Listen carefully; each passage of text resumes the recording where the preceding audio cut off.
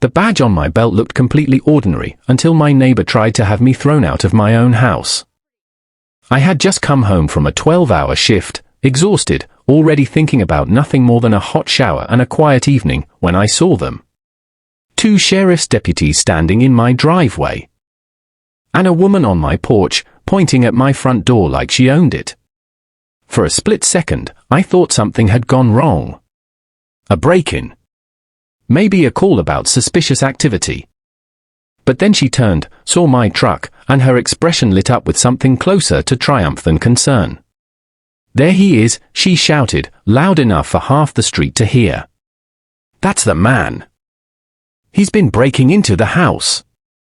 I slowed to a stop, stepping out of my truck carefully, trying to process what I was hearing. Breaking into my own house? The deputies looked at me, confused.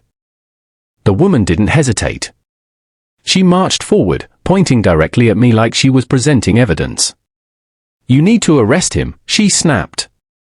"He's a squatter." A squatter. In my own home. I almost laughed. Because what she didn't know, what she couldn't possibly know, was that I was the deputy assigned to investigate false reports in this county. And she had just made a very big mistake. My name is Alex Carter.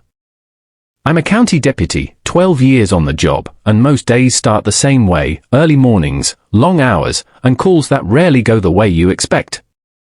I'm not patrol anymore. Not full-time. A few years back, I got reassigned to a quieter role, if you can call it that. I handle follow-ups, paperwork, and cases most people overlook. Things like fraud, repeat disturbances, and false reports. It sounds boring until you realize how messy people get when they think no one's paying attention. False reporting isn't just annoying, it's dangerous. Every time someone calls 911 with a lie, they're pulling resources away from someone who might actually need help. I've seen real emergencies delayed because someone wanted revenge on a neighbor, or to win an argument, or just to feel in control.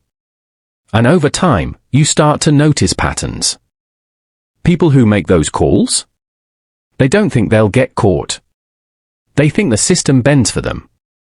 That if they sound confident enough, authoritative enough, no one will question it. That confidence. It's usually the first thing that cracks. I'm not loud about what I do. I don't walk around announcing it. Half the time, people assume I'm just another guy working a regular job. I keep it that way on purpose. Because when people underestimate you, they show you everything. That evening, standing in my driveway, watching Karen point at me like I was some kind of criminal, I didn't reach for my badge right away. I didn't correct her. I didn't interrupt. Instead, I listened. Because in situations like this, the more someone talks, the more they reveal. And Karen was talking a lot. Her voice was sharp, confident, almost rehearsed. She wasn't guessing, she was declaring. Telling the deputies I'd been illegally occupying the house. That I'd ignored multiple notices. That the property had already been claimed by the HOA. Claimed. That word stuck with me. Not because it made sense, it didn't, but because of how sure she sounded saying it. Like she believed it. Or worse. Like she needed everyone else to believe it. The deputies exchanged a glance, clearly trying to piece things together. I could see the hesitation in their posture, the subtle shift that happens when something doesn't quite add up. And that's when I realized something important. This wasn't a one-time complaint. This had been building. The confidence. The details. The urgency in her voice, none of it was random. Karen wasn't reacting. She was escalating. And if there's one thing I've learned in this job, it's this: when someone escalates without evidence, they're usually covering something up. I rested my hand casually near my belt, where the badge sat clipped but unnoticed. Not yet. Because the timing mattered. And right now? Karen was still digging her own hole. All I had to do was let her keep talking. 3 months before all of this started, I bought the smallest house on Cedar Hollow Lane. And I mean smallest. It sat just outside the stone entrance of Briarwood Estates, a gated neighborhood filled with oversized houses, perfectly trimmed lawns, and sidewalks so clean they looked like they were pressure washed twice a day. Everything about that place felt polished, controlled, designed to impress. And then there was my house, off to the side, slightly set back from the road, like it had been forgotten when the rest of the neighborhood was built around it. No gate, no security booth, no matching aesthetic. Just mine. The first time I saw it, I almost drove past. Compared to everything around it, the place looked worn down. The brick exterior had faded over the years, losing that deep red tone it probably once had. The shutters were chipped, hanging just slightly uneven.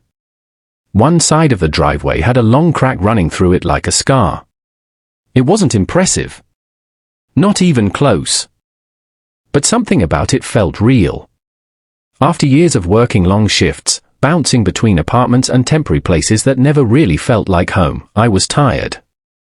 Tired of thin walls, traffic noise, neighbors you never spoke to, and the constant feeling of being in someone else's space. I didn't want perfect. I wanted quiet. I wanted a place where I could sit outside after a shift, breathe, and not hear sirens in the distance or voices through the walls. And this place offered that. The first time I stepped onto the porch, I felt it. There was an old wooden swing hanging from rusty chains, gently moving in the breeze like it had been waiting for someone to come back and use it. The wood creaked slightly when I touched it, worn but still solid. Behind the house, a line of oak trees stretched out, their branches shifting softly in the wind. No traffic. No noise. Just that steady, calming rustle of leaves. I stood there for a while longer than I expected. Just listening. That's when I knew. This wasn't the nicest house on the street. But it was the right one. The previous owner had left a few things behind, tools in the garage, a stack of old gardening pots, even a faded welcome mat by the front door that had probably been there for years. None of it was valuable. But it made the place feel lived in. Like it had a history. Like it mattered. The paperwork was straightforward. No complications. No mention of HOA restrictions tied to the property. That stood out to me, given how close it was to Briarwood, but at the time, I didn't think much of it. If anything, I saw it as a bonus. More freedom. Fewer rules. And after everything I'd dealt with over the years, that sounded perfect. The day I got the keys, I didn't celebrate. I just stood in the doorway for a minute, looking around, letting it sink in. For the first time in a long time. I had something that was mine. No landlord. No shared walls. No outside control. Just a small, quiet house at the edge of a neighborhood that didn't quite know what to do with it. Or with me. At the time, I thought that was a good thing. I didn't realize that being outside their system was exactly what would make me a target. For the first couple of weeks, the house gave me exactly what I'd been looking for. Silence. Not the empty kind, but the kind that feels alive if you sit with it long enough. After 12-hour shifts, I'd pull into the driveway just as the sun started dipping behind the trees. No traffic noise. No shouting neighbors. Just the soft crunch of gravel under my tires and the low hum of wind moving through the oaks behind the house. It became a routine. Boots off by the door. Jacket tossed over the chair. Then straight out to the porch. That old wooden swing quickly became my favorite spot. It creaked a little when I sat down, the chains rattling softly, but it held steady. I'd lean back, let it sway just enough, and listen. Some nights it was just the wind. Other nights, you could hear crickets starting up in the grass, or leaves shifting against each other like quiet conversation. It wasn't dramatic. It wasn't impressive. But it was mine. The mailbox at the end of the driveway leaned slightly toward the road, like it had given up trying to stand perfectly straight years ago. The numbers on it were faded, barely visible unless the light hit them just right. One afternoon, I spent a couple of hours repainting them, nothing fancy, just clean, readable. Small things like that mattered. Inside the garage, the previous owner had left behind a handful of tools, nothing new, but still usable. A rusted shovel. A dented toolbox. A few old pots stacked in the corner that looked like they hadn't been touched in years. I didn't throw any of it away. I cleaned it up, organized it, made space. Not because I needed to, but because it felt like taking ownership. Like continuing something that had already started. Even the faded welcome mat by the front door stayed. The lettering was almost gone, worn down from years of use, but I left it there anyway. It didn't need to be replaced. It had character. That's what I liked about the place. It wasn't trying to impress anyone. It didn't match the polished perfection of Briarwood Estates just down the road, where every house looked like it had been copied from the same blueprint and adjusted just enough to pass as unique. Over there, everything was controlled. Everything had a standard. Here, there were no expectations. Or at least, that's what I thought. Because while I was settling into the quiet, fixing small things, building a routine that finally felt stable, someone else had started paying attention. Watching. Noticing the details I didn't think mattered, the truck in the driveway, the swing on the porch, the chipped paint on the shutters. Things that didn't bother me, but apparently bothered someone else. Looking back, those early days felt almost too calm. Like the kind of peace that only exists right before something changes. Because the truth is, I wasn't the only one who had noticed that house sitting just outside Briarwood. I was just the only one who thought it could stay that way. I met Karen 8 days after I moved in. I remember the exact moment because it was one of those quiet afternoons where nothing feels rushed. I was kneeling beside the old mailbox at the end of my driveway, repainting the numbers so they could actually be read from the road. The sun was low, the air was still, and for once, I wasn't thinking about work. Just simple, quiet progress. That's when I heard it. The slow crunch of tires on gravel, but not the usual kind. This was smoother. Heavier. Expensive. I glanced up as a white SUV rolled to a stop in front of my house. Clean. Polished. The kind of vehicle that didn't belong on a cracked driveway like mine. The driver's door opened, and she stepped out. Even from a distance, everything about her looked precise. Karen. Oversized sunglasses, spotless white outfit, not a single wrinkle anywhere. Her posture was perfect, her movements controlled, like she was used to being watched. She walked straight across my yard without hesitation. No pause. No glance for permission. Like she already owned the space. "Hi there," she said, her voice smooth, almost overly friendly. "I'm Karen. I live in Briarwood Estates." I stood up slowly, wiping my hands on a rag, giving a small nod. "Alex." She smiled and extended a small basket toward me, her store-bought cookies, still wrapped in plastic, arranged just neatly enough to look thoughtful. "I'm also the president of the HOA," she added casually. That part landed differently. Still, I took the basket out of politeness. "Thanks." For a second, it almost felt like a normal interaction. A neighbor introducing herself. Then she started looking around. Not casually. Not curiously.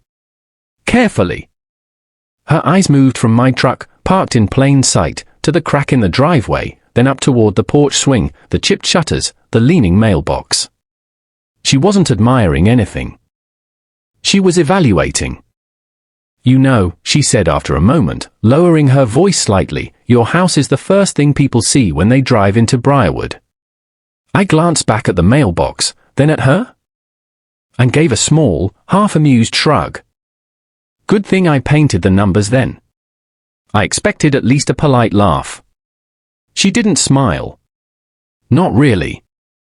Instead, she tilted her head just slightly, like she was deciding how direct she wanted to be.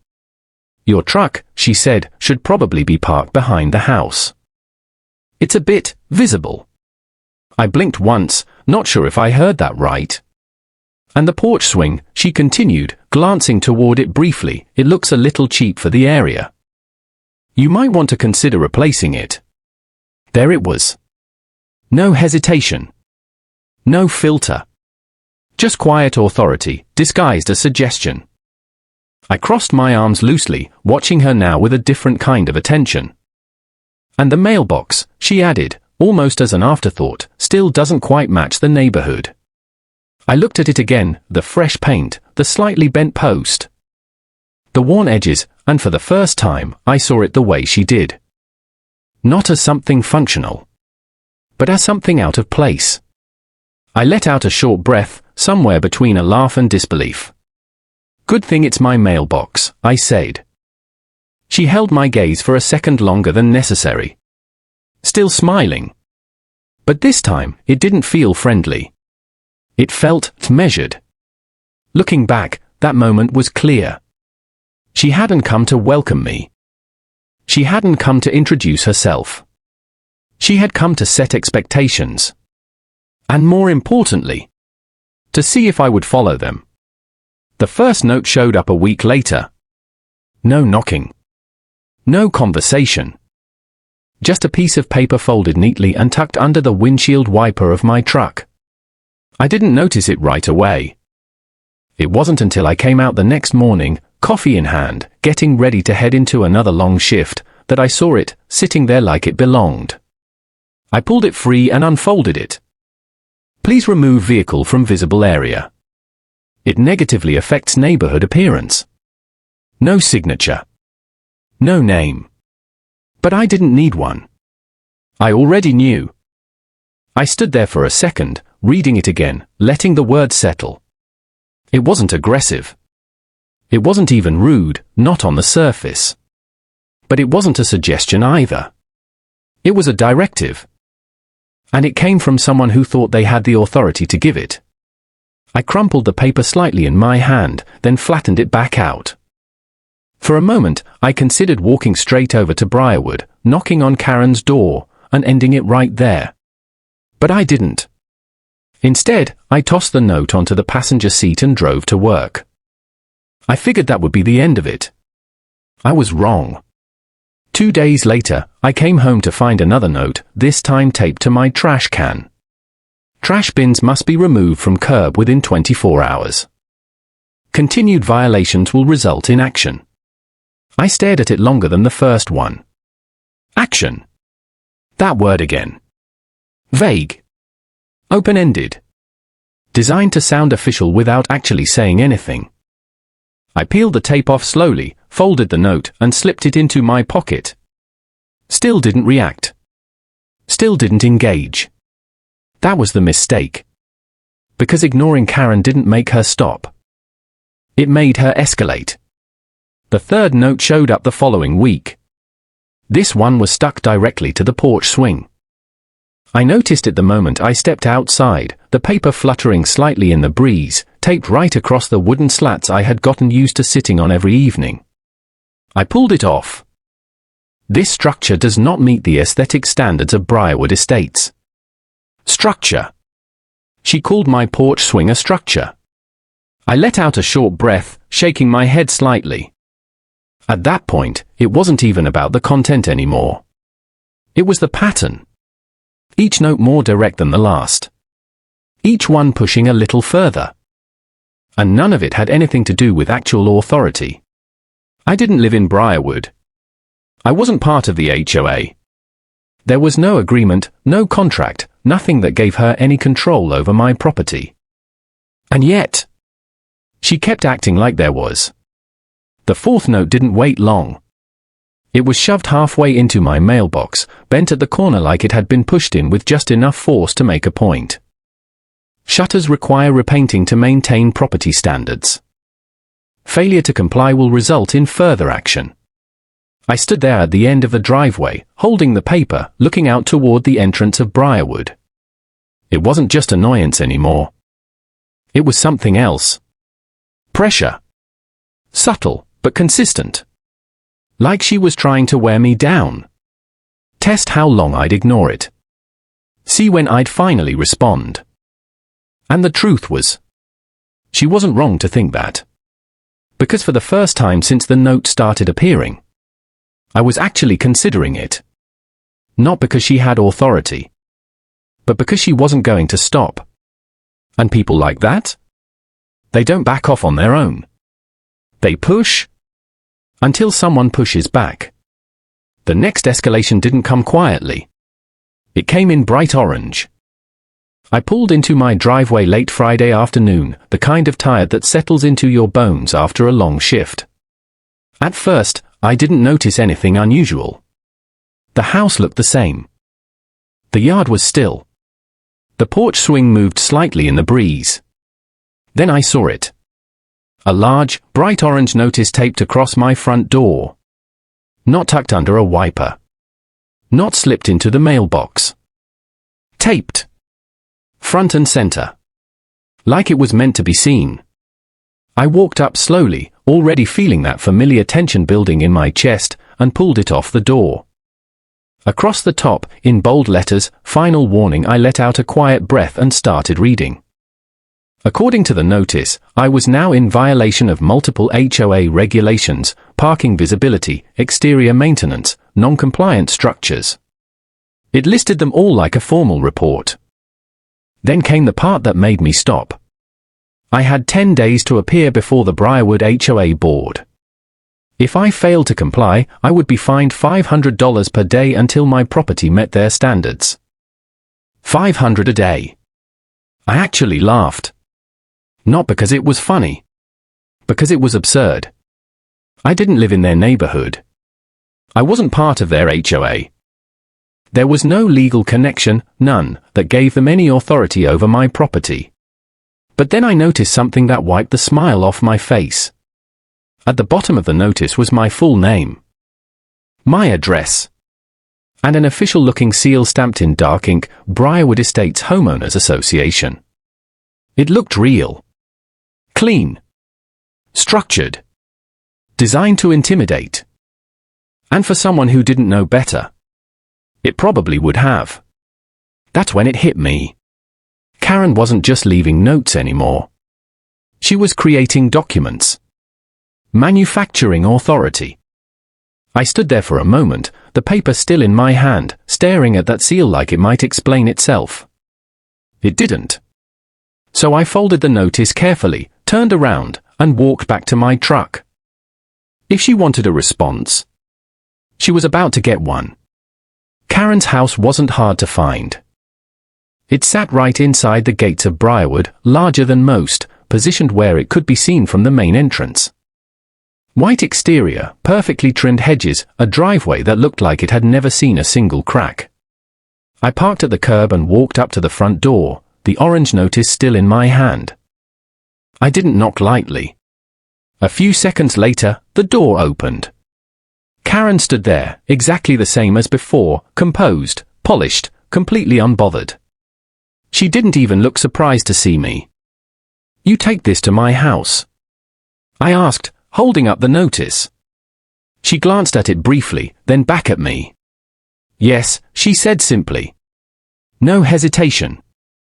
No apology. Just confirmation. "You don't have authority over my property," I said, keeping my voice even. She smiled. That same controlled, measured smile. "Your property," she said slowly, "should have been part of Briarwood years ago." I felt my jaw tighten slightly. "It isn't," I replied. She tilted her head, like she was considering something. "The previous owner fought it," she continued. "Delayed the process." Then her eyes locked onto mine. "You won't." There it was. Not a suggestion. Not even a threat. A statement. She believed it. Or at least, she believed she could make it true. Before I could respond, she stepped back and slowly closed the door. Right in my face. The click of the lock echoed louder than it should have. I stood there for a second, staring at the door, the orange notice still in my hand. And that's when something shifted. Up until that moment, Karen had been an annoyance. Controlling. Persistent. Overstepping. But this?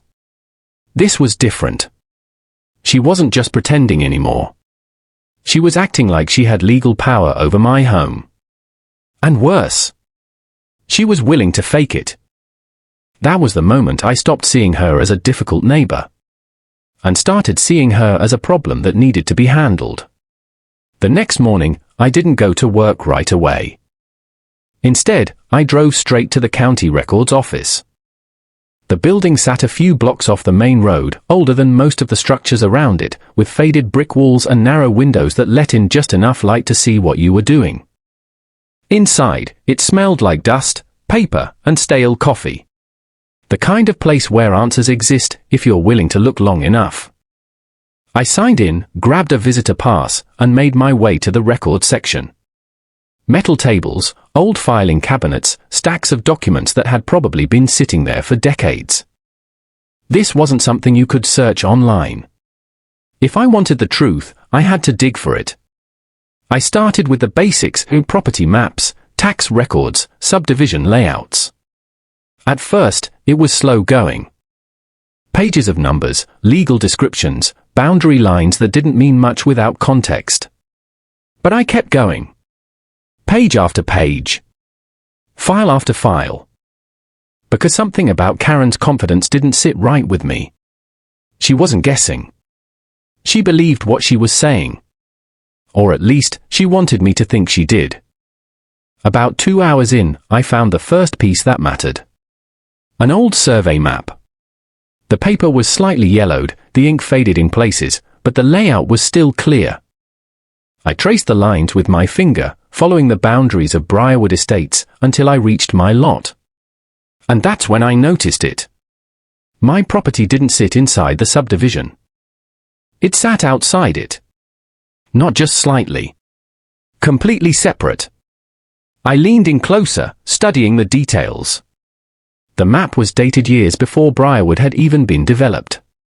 Which meant something important. My house had been there first. The neighborhood hadn't included it. It had been built around it. I sat back slowly, letting that sink in. Because that alone changed everything.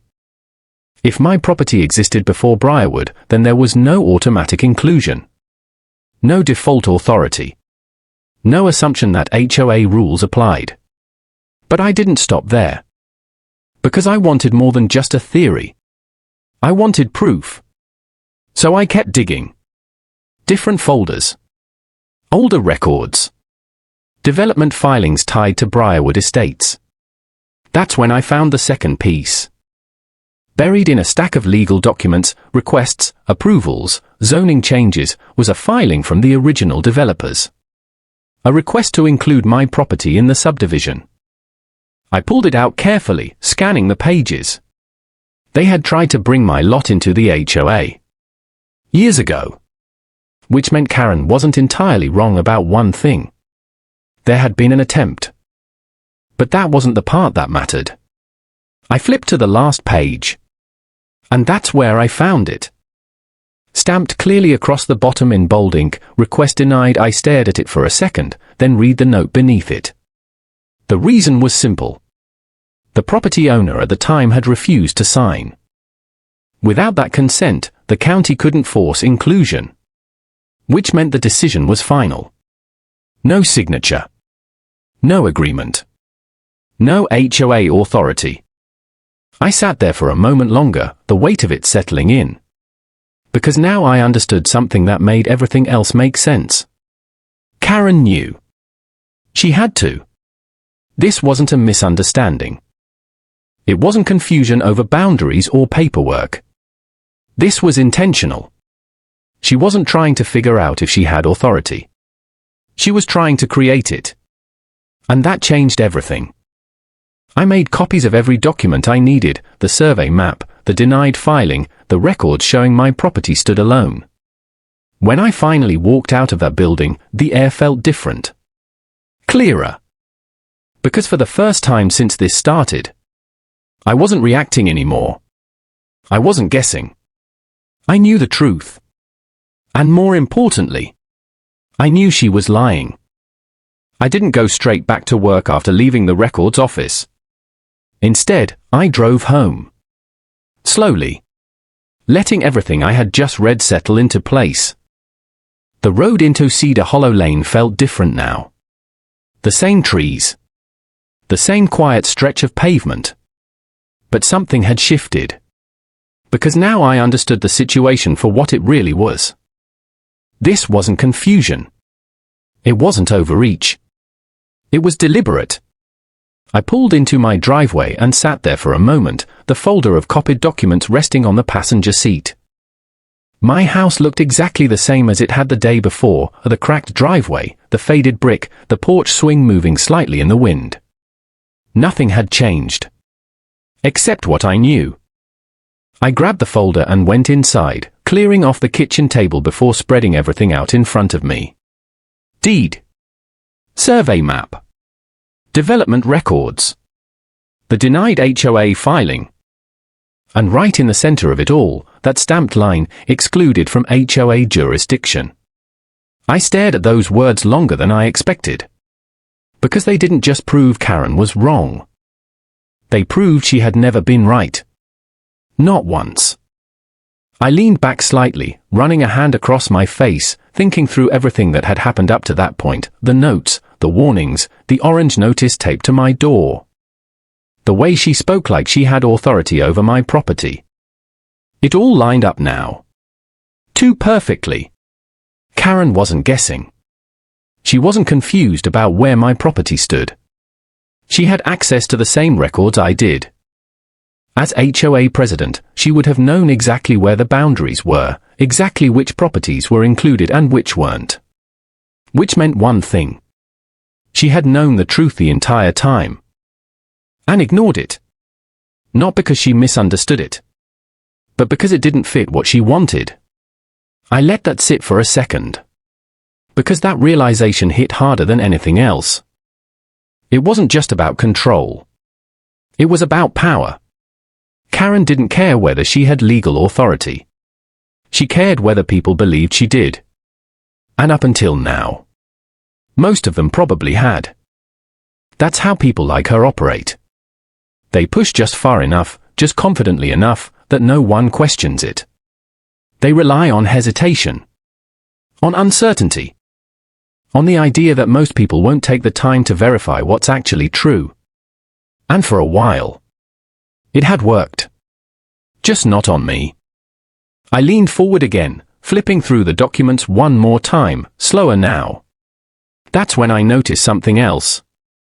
A detail I had overlooked earlier. The road in front of my house. According to the easement records, it wasn't privately owned by Briarwood. It was maintained by the county. Which meant Karen didn't control that either. Not the road. Not the access point. Not even the first stretch of my driveway. She couldn't block it. She couldn't restrict it. And she definitely couldn't enforce anything on it. I let out a quiet breath, a small shift in perspective settling in.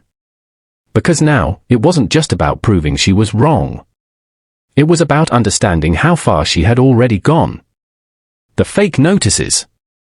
The escalating pressure. The assumption of authority. None of it had worked. So what came next?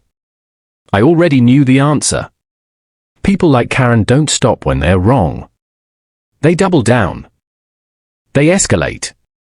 They push harder. And suddenly, all those notes.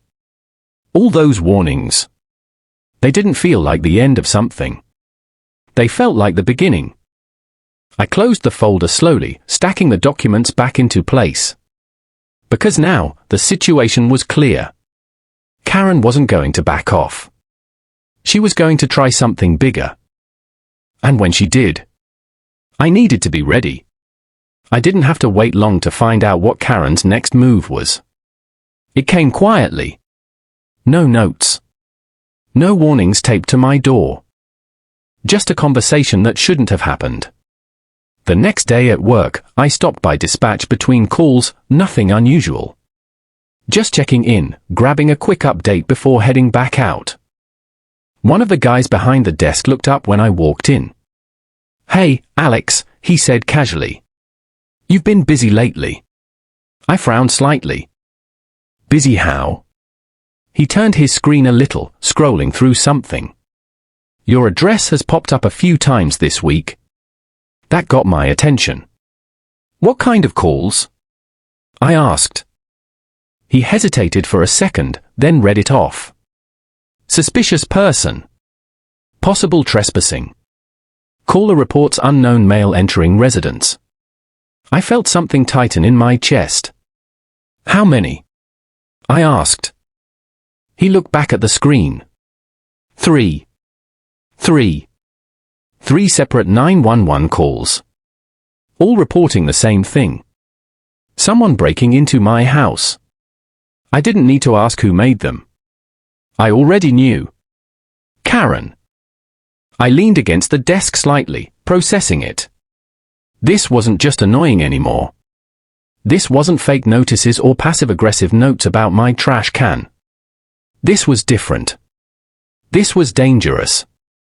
Because every one of those calls triggered a response. Deputies dispatched. Time spent. Resources used. And if the situation had played out differently, if someone had shown up at the wrong moment, made the wrong assumption, it could have gone bad fast. I've seen it happen. False reports don't just waste time. They create risk. Real, unpredictable risk. And Karen was using that system like it was just another tool. I pushed off the desk, running a hand across the back of my neck. "She leave a name on the reports?" I asked. The dispatcher nodded. "Yeah. Same caller each time." Of course it was. She wasn't hiding it. That's what made it worse. She believed she was right. Or at least, she believed no one would challenge her. I nodded once, quietly, and stepped away. Didn't say much after that. Didn't need to. Because now I knew exactly how far she was willing to go. She wasn't just trying to pressure me into compliance anymore. She was trying to remove me from my own house. And she was using the system to do it. That evening, driving home, everything felt different. The road. The house. Even the mailbox at the end of the driveway. All of it looked the same. But now, there was something underneath it. Tension. Because I knew what was coming. Karen had escalated. And people who escalate like that don't stop halfway. They commit. They push until something breaks. The only question was, what was her next move going to be? I turned onto Cedar Hollow Lane, the familiar stretch of road leading up to my house coming into view. And that's when I saw it. Flashing red and blue lights. Reflecting across my driveway. 2 patrol vehicles parked out front. Karen's white SUV behind them. I slowed the truck instinctively, my grip tightening slightly on the wheel. For a split second, I thought maybe something had happened. A break-in. An accident. Something real. Then I saw her. Standing in my yard. Arms folded. Pointing at my front door while talking to the deputies. And the moment she saw my truck, she turned. Pointed directly at me. And shouted, "There he is." That's when I knew. This wasn't just another complaint. This was it. Her biggest move. And she had just played it. The flashing lights painted everything in sharp bursts of red and blue as I pulled into my driveway. For a second, I didn't move. I just sat there, engine idling, watching the scene in front of me like it didn't quite belong to my life. 2 patrol cars. My house. Karen standing in the yard like she was directing the whole thing. Then she saw me. Her head snapped in my direction, and her entire posture changed, like she'd been waiting for this exact moment. "There he is," she shouted, loud enough to carry down the street. "That's him. That's the man who's been breaking into the house. Breaking into my house." I cut the engine and stepped out slowly, closing the door with a quiet click that felt almost too calm for what was happening. The deputies turned toward me immediately, their attention shifting from Karen to me in an instant. I recognized both of them, which made this even more surreal. Karen didn't wait for them to speak. She marched halfway down the driveway, pointing at me again like she was presenting evidence in court. "You need to arrest him," she snapped. "He's been illegally staying here for weeks. The house belongs to the HOA now." I paused for half a second, letting that sink in. Then I looked at her. "The HOA owns my house?" I asked, my voice level. "Yes," she said without hesitation. "After multiple violations and non-compliance, your rights to the property have been revoked." Revoked? I almost smiled at that one. One of the deputies shifted slightly beside her, clearly trying to process what he was hearing. He said carefully, "An HOA can't just take someone's house." Karen's expression tightened. "You don't understand," she said sharply. "I'm the president of Briarwood Estates. This property should be part of our neighborhood." He was already told to leave. Then she pointed at me again. "He's trespassing." The word hung in the air for a second. Trespassing. On my own land. I could feel the tension building, not just between us, but around us. The street wasn't as empty as it had been a few minutes ago. A few neighbors had stepped outside. Others stood near the entrance to Briarwood, watching from a distance. Curiosity spreading. Attention building. Karen didn't seem to notice. Or maybe she didn't care. Because she was still talking. Still pushing. Still convinced that if she said it confidently enough, everyone would believe her. I didn't respond right away. Didn't argue. Didn't correct her. Instead, I turned and walked back toward my truck. Behind me, Karen's voice rose instantly. "See? He's running," she shouted. "Stop him." Neither deputy moved. Because they knew me. And more importantly, they knew something wasn't adding up. I opened the driver's side door slowly, reaching inside without urgency. My duty bag sat on the seat where I'd left it earlier that day. Everything I needed was already there. Behind me, Karen kept talking, her voice sharper now, faster, almost desperate to keep control of the moment. But I wasn't listening anymore. Because this part? This was where everything changed. I reached into the bag, fingers closing around something small, solid, familiar. Then I stepped back, turning toward them again. And this time, I was ready. I stepped away from the truck and closed the door quietly behind me. For a moment, no one said anything. Karen was still mid-sentence, her voice sharp, controlled, but starting to slip at the edges. The deputy stood between us, uncertain, waiting for something to clarify what they were looking at. I didn't rush. I reached into the truck again, pulled out my duty bag, and set it on the hood. Then, calmly, I clipped the badge onto my belt. The small metallic click was almost unnoticeable. But the effect wasn't. Both deputies straightened immediately. Karen went silent. I could see it, the exact moment it registered. Not fully at first. Just confusion. A flicker of doubt. Then I reached into the bag again and pulled out the folder. The same one I'd built over the past few days. Documents. Records. Proof. I walked forward and handed it to the nearest deputy. "You might want to take a look at the last page," I said evenly. He opened it, flipping through the papers slowly at first, my deed, the property map, the county records. Then he stopped. "Read." And his expression changed. He looked up at Karen. He said, his tone completely different now, "This property is not part of the HOA." The silence that followed was heavy. Karen blinked once, then shook her head immediately. "That's not true," she snapped. "He forged those. The second deputy stepped forward, pulling one of the orange notices from the folder, the one she had taped to my door. "And did you make this?" he asked. Karen hesitated. Just for a second. But it was enough. Because hesitation, in a moment like that, says everything. I didn't say a word. Didn't need to. The evidence spoke for itself. Behind them, more neighbors had gathered. People from Briarwood standing near the entrance, watching from their driveways, their sidewalks. Quiet conversation started spreading through the crowd.